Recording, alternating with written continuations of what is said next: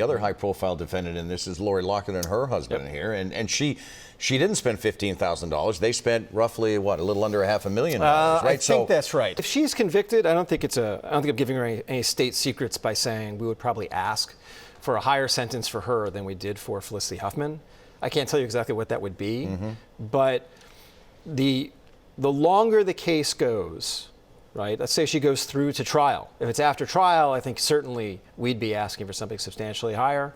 If she resolved her case short of trial, something a little lower than that. Ms. Huffman was probably the least culpable of the defendants who we've charged in that case. One of the things we look to is how much money was involved. So she spent about $15,000 to have her daughter get a fake SAT score. But there was a few things working in her favor. She took responsibility almost immediately.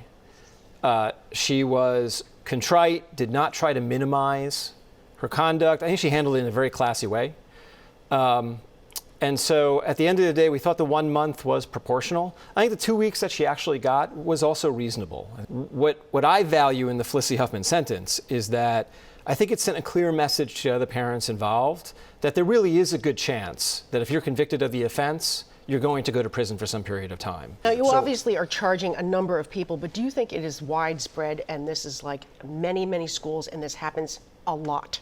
I think it is widespread. I'll tell you why.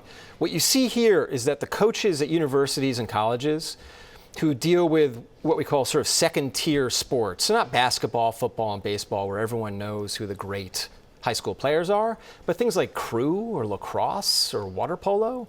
What you have here is coaches in those sports who are given some slots to play with, but there's no real oversight of what they're doing with those slots. And so the temptation grows to sell them, basically. And so you have coaches taking bribes to give these slots to kids who are not really athletes in those sports.